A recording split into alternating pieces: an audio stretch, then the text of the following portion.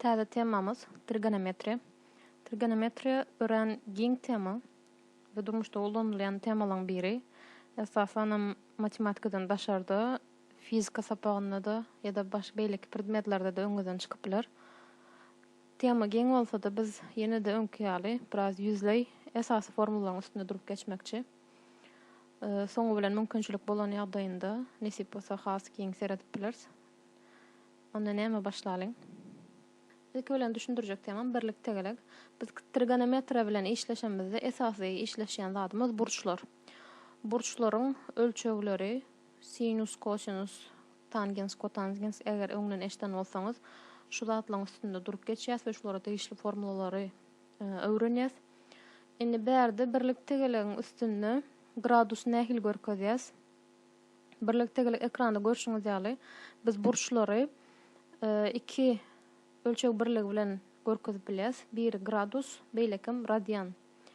Gradusy bir tegeligiň ölçegi, gradusyny ölçän ýagdaýymyzda jemi 360 gradus diýip hasaplanýar. We şu ýerde görüşiňiz ýaly biz birlik tegeligini 4 bölege bölýäs. Edil koordinatada bölüşmedi ýaly. Birinji çärek, ikinji çärek, üçüncü we dördüncü çärekleri. Radianada da edil şeýle. Ýöne diňe tapawdy görkezenimizde gradus bilen görkezýäs bärde.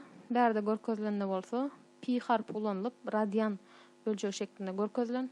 Ine şu ýerden başlaýar biziň burçumuz. Başlandy. Sagadyň tersine hereket eden ýagdaýymyzda pozitiv tarap bolýar, şu tarap. Ýa-da gaýdan ýagdaýymyzda otrisatil tarap bolýar. Ne şu ýerdeki gradusumuz entäk hiçkilik biziň çyzygymyz açylmady üçin 0 gradus diýip hasaplanýar. Haçanda men şu çyzygym şeýle açyp çyzyp başlan ýagdaýymda onu gradusum ulolýar. Şu ýere gelende 90 gradus, 180 gradus, 270 gradus we 360 gradus. Yani aslında seredenimizde 0 gradusun hemme ölçegleri 360 gradus bilen deň. Sebäbi şol bir nokot. Ine radianda nähile görkezilýär o? Şu ýerdäkimiz 0 hemşekel başlangyç. Ondan soň 90 gradusy biz pi gatnaşyny 2 bilen görkezýäs. Pi'miziň bahasy bärde 180 bolup gitýär. Ondan soň bärde pi diýdik 180 diýdik. 3 pi gatnaşyny 2'miz 270 gradus bolýar. Ondan soň 2 pi'miz 360 bolýar. Haýsysy ansat bolsa ikisiniň bahalary şo zat ýöne görkezilişdi. Üýtge haçanda gradusdan radiana geçek bolan ýagdaýymyzda şu ýerde berilen formulany ulanýas. Ine şu ýerde bir mysal var berilen burçlaryň haýsy çärekde ýerleşýändigine serediň diýipdir. Onu men ilki A seretýän 75 gradus. 75 gradusum şu ýerde seredimde 0 bilen 90'yň aralygynda. Ona men başda ýazaýyn. Şu ýerim men birinji çäregimdi. Bärsi ikinji çärekdi. Üçüncü çäregim, bu da dördüncü çäregimdi.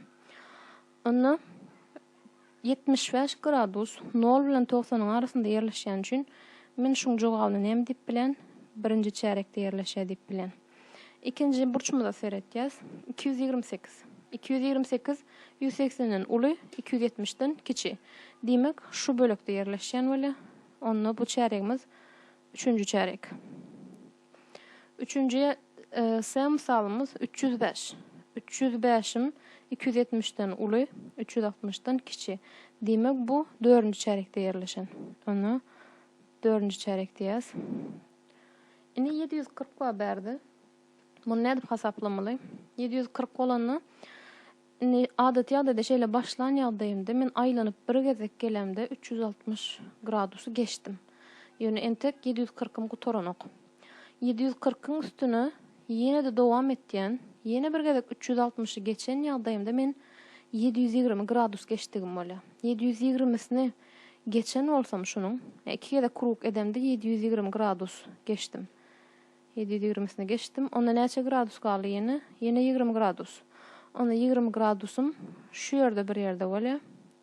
Diýmek, şunymyz biziň birinji çärekde ýerleşýär.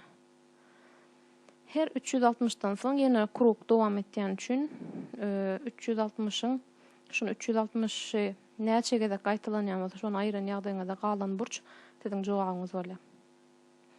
Ine misal eýerde отрицатель alamat var. Отрицатель bolan ýagdaýynda bu bize tarapy görkezýär aslında, başga mukdar bilen baglanşygy ýok. Poложитель bolanda etýän zadymyz şu tarapy hereket etmekde, ýagny poложитель tarap. Отрицатель bolanda onda men noldun ters tarapy hereket etmeli bolan. Onu 442. Men ters tarapa 360 gradus hereket edenimde gelecek nokudum yine şu ýerde. Onu 442 şundan men 360 aýran ýagdaýymda ýene de ýöremeli açmaly burçum galya şu ýerde. Onda şu 442'den şu ýerden 360 aýran ýagdaýymyzda onun 2'den 0 aýyrsak 2, 14'den 6'ını aýyrsak 8, berde de 3'den çaýyrsak 0. Demek minus 82 gradus ýene de dowam etmeli bolan. Bir 360 krug etdim. Ýene üstüne dowam şu ugurdy 82 gradus.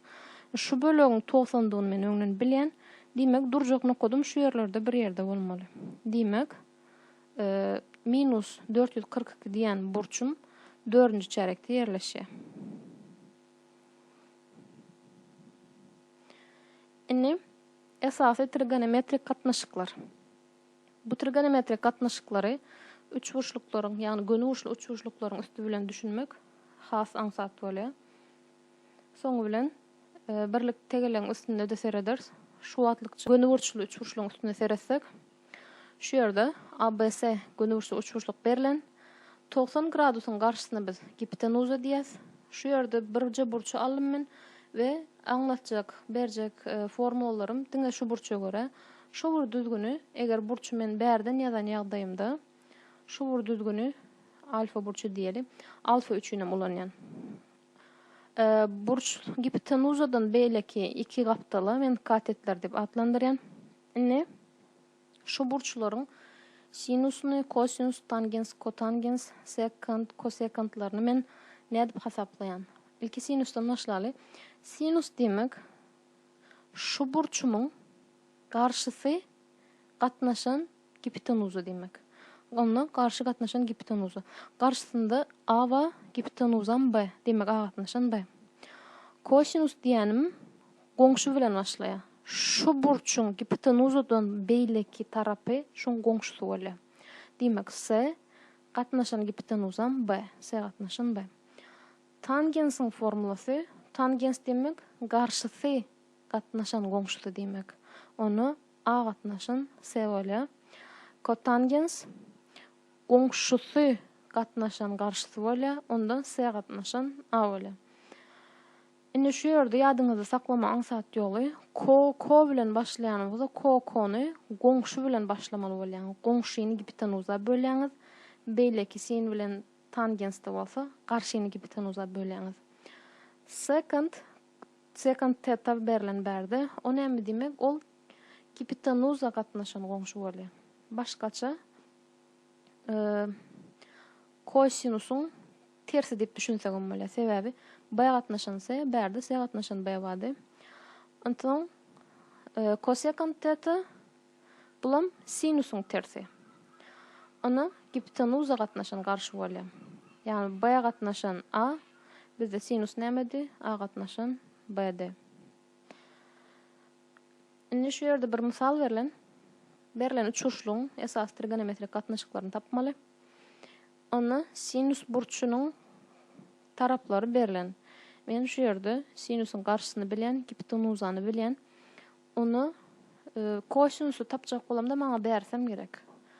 Bu formulany nädip hasaplap bilýän? Eger geçen bolsaňyz Pisagoryň formulasy bolmaly. Hipotenuzanyň kvadraty, ýani 4 kvadrat deňdir 2 taraplaryň kvadratynyň jemine.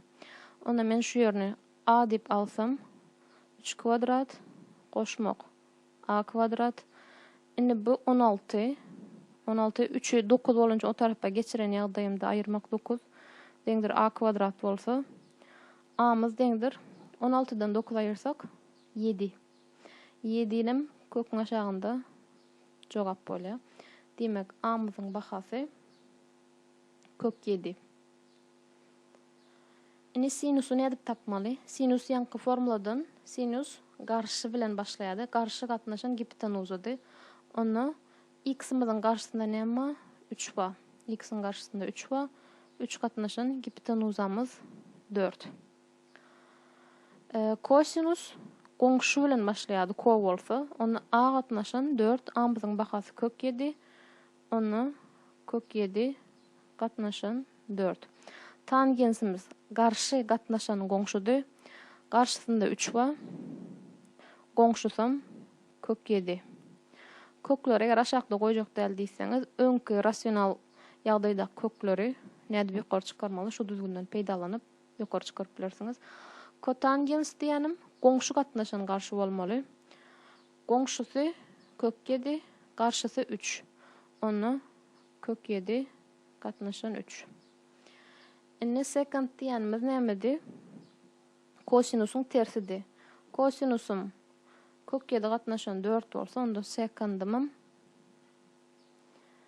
4 gatnaşan kök 7 bolýar. Kosekandym sinusyň tersidi. Onda sinusum 4'den 3 bolsa, bu da 3'den 4 demek.